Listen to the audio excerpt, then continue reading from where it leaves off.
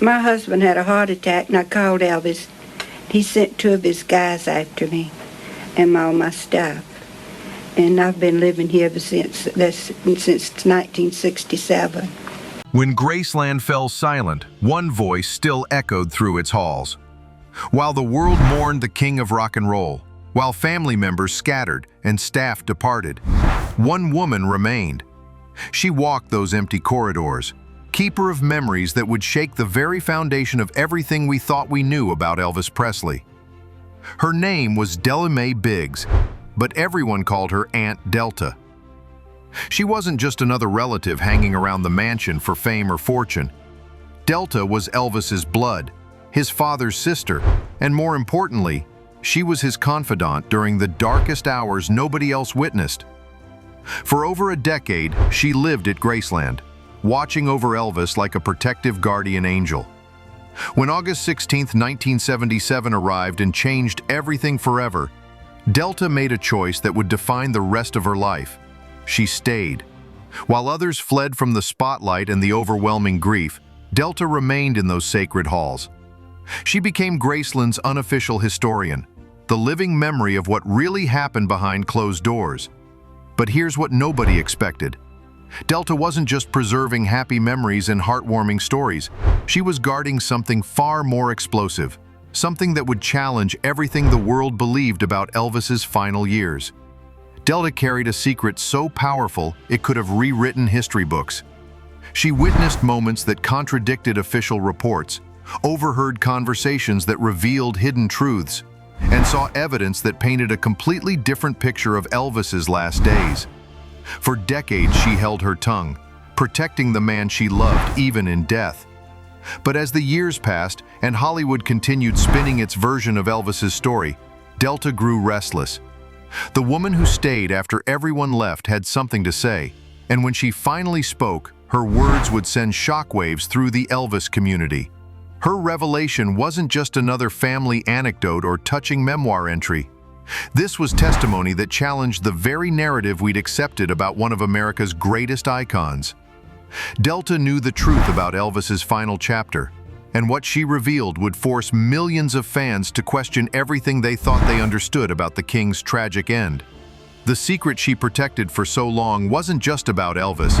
It was about the people around him, the decisions made in desperation, and the cover-up that followed. When Della finally decided to break her silence, she didn't just share a story. She exposed a truth that had been buried beneath decades of speculation, conspiracy theories, and carefully crafted public relations. Her shocking revelation would prove that sometimes the people closest to legends know the most dangerous secrets of all. Before Delta Mae Biggs ever set foot in Graceland, she knew heartbreak intimately. She'd been married to Pat Biggs, a man who filled her world with laughter and love, until cancer stole him away in the mid-1960s. The grief hit her like a physical blow, leaving her adrift in a world that suddenly felt too quiet, too empty. She was drowning in memories of what used to be, struggling to find meaning in the silence her husband left behind. That's when Elvis stepped in, the way he always did when family needed him most. "Come live with us, Delta," he told her simply. No grand gestures, no dramatic speeches, just an invitation wrapped in genuine care. It was 1967, and Elvis understood loss in ways most people couldn't fathom. He'd lost his beloved mother, Gladys, less than a decade earlier, and he recognized that particular brand of devastating loneliness in his aunt's eyes. So he opened the doors of Graceland to her, not as charity, but as family taking care of family. Delta didn't just move into Graceland, she claimed it. While most relatives might have felt overwhelmed by the mansion's grandeur or intimidated by Elvis's celebrity, Delta carved out her own corner of independence. She established herself in a suite of rooms that became her private sanctuary, complete with her own television, her own routine, and her own rules. She wasn't there to worship at the altar of Elvis's fame or to bask in reflected glory. She was there to heal, and somehow, in the process of healing herself, She became something Elvis desperately needed. She became his anchor. While the world outside Graceland spun faster and faster, while Elvis's life grew increasingly chaotic with touring, recording, and the constant demands of celebrity, Delta remained steady. She was the constant presence who didn't want anything from him except his well-being. When hangers-on crowded the mansion seeking favors, when business associates pressured him with deals, when fans screamed his name from the gates, Delta was the one person who simply existed in his space without agenda. But being the anchor meant she saw everything. She witnessed the phone calls that left Elvis staring at the ceiling for hours. She noticed when his laughter became forced, when his generosity turned desperate, when his need for people around him shifted from joy to fear of being alone. Delta had a gift for observation, honed by years of watching life from the sidelines of her own grief. She understood that sometimes the most important thing you can do for someone is simply notice, really notice, what they're trying not to show the world. By the early 1970s, Delta had become Graceland's unofficial emotional barometer. She could sense the shifts in Elvis's mood before anyone else, could predict his good days and brace for the difficult ones. The staff respected her intuition, often checking with her before approaching Elvis with requests or role, never demanded recognition for it. But she'd become essential to the household's emotional ecosystem in ways that went far deeper than anyone realized. And as the decade progressed, as Elvis's struggles intensified and his circle grew smaller, Della began to see things that would haunt her forever. She witnessed moments of vulnerability so raw, so desperate, that they revealed the true cost of being Elvis Presley. What she saw in those quiet hours between performances, between public appearances, between the moments when he had to be on for the world, would become the secret she'd carry for the rest of her life. By 1976, Graceland had become a different kind of fortress. The mansion that once buzzed with constant activity now felt heavy with unspoken tension. Delta had watched this transformation unfold gradually, but the final years of Elvis's life brought changes so profound that even she, with her keen eye for emotional shifts, struggled to keep up. The man she'd moved in to comfort had become someone who needed comforting in ways that went far beyond what family could provide. Delta's days during this period followed a careful rhythm. She maintained her independence, her own routine, but she was always listening, always aware of the undercurrents flowing through the house. The staff had learned to read her expressions, to gauge Elvis's state of mind by watching Delta's reactions. She never gossiped, never shared details of what she observed, but her silence spoke volumes to those who knew how to interpret it. The household dynamics had shifted dramatically by then. Where once Graceland had felt like a genuine home filled with family warmth, it now operated more like a carefully managed institution. Nurses came and went, doctors made house calls at all hours, and security tightened around Elvis's increasingly erratic schedule. Della navigated this new reality with characteristic discretion, maintaining relationships with everyone while truly confiding in no one. What struck Delta most during these months was Elvis's profound isolation, even when surrounded by people. She'd watch him hold court in the living room, entertaining guests with stories and music, but she could see the performance in it. The genuine joy that once lit up his face when sharing music with others had been replaced by something that looked more like obligation. He was giving people what they expected from Elvis Presley, but the real Elvis, the nephew she'd come to know so intimately, seemed to be disappearing behind the legend. The changes weren't just emotional, they were physical and spiritual too. Delta witnessed Elvis's relationship with his own body become increasingly fraught. The man who'd once moved with natural rhythm and confidence now seemed at war with himself. She saw him struggle with basic decisions, watched him stare at his reflection with an expression she could only describe as bewildered, as if he couldn't quite recognize the person looking back at it. Look at him. But the most devastating observations came during Elvis's quiet moments, when he thought no one was watching. Delta would find him in the music room at 3 in the morning, not playing or singing, just sitting in silence. Sometimes she'd catch glimpses of him pacing the halls, clearly wrestling with thoughts he couldn't or wouldn't share. The weight he carried seemed to grow heavier with each passing month, and Delta began to realize she was witnessing something unprecedented. The slow-motion breakdown of someone who'd been carrying the world's expectations for too long. The spiritual crisis was perhaps the hardest thing for Delta to witness. Elvis had always been a deeply spiritual person, someone who found genuine comfort in faith and philosophy. But in his final years, Delta watched that faith become a source of torment rather than peace. She heard fragments of phone conversations where he questioned his purpose, wondered if his influence on the world had been positive or destructive. He spoke about legacy in ways that revealed deep self-doubt, asking questions about worthiness that broke Delta's heart. "What if I've been fooling myself, Delta?" She remembered him asking during one of their rare private conversations. "What if all of this, the music, the movies, everything, what if it doesn't mean what I thought it meant?" The vulnerability in his voice that night haunted her for decades afterward. Here was a man who'd brought joy to millions, who'd changed the course of popular culture, questioning whether his life had any real significance. The final months brought moments of such raw desperation that Delta sometimes felt like she was intruding simply by being present. She witnessed Elvis grappling with fears about mortality, about being remembered, about whether the people around him truly cared for him or just what he represented. These weren't the typical concerns of a celebrity dealing with fame's pressures. These were the existential questions of someone who'd lost touch with his own humanity somewhere along the way.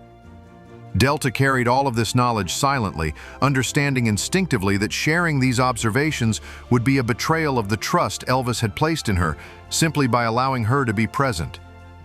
For 46 years after his death, she held these truths close, protecting not just Elvis's memory, but the devastating reality of what it had cost him to be Elvis Presley.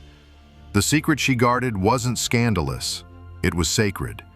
It was the truth about a man's soul being slowly crushed by the weight of the world's expectations, and Delta was perhaps the only person who truly understood the full extent of his suffering. When Graceland's gates opened to paying tourists in June 1982, Delta Mae Biggs felt like she was watching her nephew die all over again.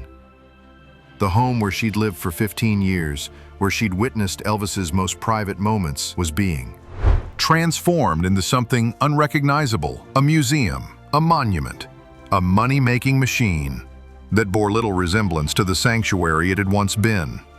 The transition wasn't subtle. Tour groups began flowing through the mansion daily. Strangers gawking at rooms where Delta had shared quiet conversations with Elvis, where she'd watched him struggle with his demons, where the real man had existed behind the legend. Velvet ropes appeared where there had once been freedom to roam. Professional guides recited sanitized stories where authentic memories once lived. The living, breathing home was being embalmed for public consumption. Delta's response was swift and uncompromising. She refused to move out. While the Presley estate prepared the main floors for tourists, Delta barricaded herself in her upstairs suite, like a general defending her last stronghold. When tour groups passed beneath her windows, she'd peek through the curtains with barely concealed contempt. Sometimes, when the scripted presentations became too much to bear, she'd throw open her windows and shout corrections at the guides below. "That's not how it was," she'd call down, her voice cutting through the polite murmur of tourist chatter. The guides learned to speak more quietly when passing under her rooms, but Della's presence loomed over every tour like a living contradiction to the carefully crafted narrative being sold below. Visitors started calling her the Graceland Ghost, and in many ways, that's exactly what she'd become. a specter from Elvis's real life haunting the artificial version being presented to the world. She'd appear unexpectedly in hallways, glaring at tourists with undisguised hostility, making it clear they were trespassing in what she still considered her home. Tour guides developed strategies for avoiding her. But Delta had decades of experience navigating Graceland's corridors. She knew every shortcut, every hiding spot, every way to suddenly appear where she wasn't wanted. But this wasn't the tantrum of a bitter old woman clinging to past glory. Delta's resistance came from something much deeper, much more protective. She understood that what was happening to Graceland was part of a larger misunderstanding about who Elvis really was. The tours focused on his success, his wealth, his fame, all the external trappings that had made him miserable. They glossed over his humanity, his vulnerability, the very qualities that Delta had spent years protecting. In her mind, every sanitized story told to tourists was another layer of mythology covering up the truth. The real Elvis, the one who questioned his purpose, who feared his own legacy, who never felt worthy of the adoration he received, was being erased in favor of a more marketable version. Delta had watched him struggle with the weight of being Elvis Presley, and now she was watching the world completely miss the point of that struggle. She knew something the tour guides didn't, something the estate planners couldn't package and sell. Her secret wasn't about scandal or hidden drama. It was about recognizing that Elvis Presley had been heartbreakingly, devastatingly human. He'd been tired, sensitive, scared of letting people down, overwhelmed by expectations he never asked for. He'd never felt ready to be a legend, never comfortable with the pedestal the world placed him on. Delta's war with Graceland's commercialization was really a war for Elvis's soul. Every time she disrupted a tour, every time she refused to play along with the museum's sanitized version of events, she was fighting to preserve the memory of a nephew who'd been crushed by his own mythology. She wasn't trying to tear down his legend. She was trying to remind the world that beneath it all, he'd been a man who deserved to be understood, not just worshipped. The woman who'd once been Elvis's anchor had become the guardian of his humanity. She didn't just outlive him, she carried him, carrying the weight of his true story through decades when the world seemed determined to forget that Elvis Presley had been real, had suffered, had needed the very compassion that his fame made impossible to find. Delta Mae Biggs died on July 29, 1993, at the age of 74, finally laying down the burden she'd carried for 16 years. Her death marked more than just the end of an era. It was the moment Graceland could fully transform into what it had been becoming all along. With Delta gone, there was no longer a living witness to contradict the official story, no voice shouting corrections from the windows above. Almost immediately, the restrictions that had defined the later years began to lift. Areas of Graceland that had remained off-limits while Delta lived there could now be incorporated into the public tours. For the first time, visitors could glimpse the private spaces that had been her domain, the rooms where she'd maintained her vigilant watch over Elvis's memory.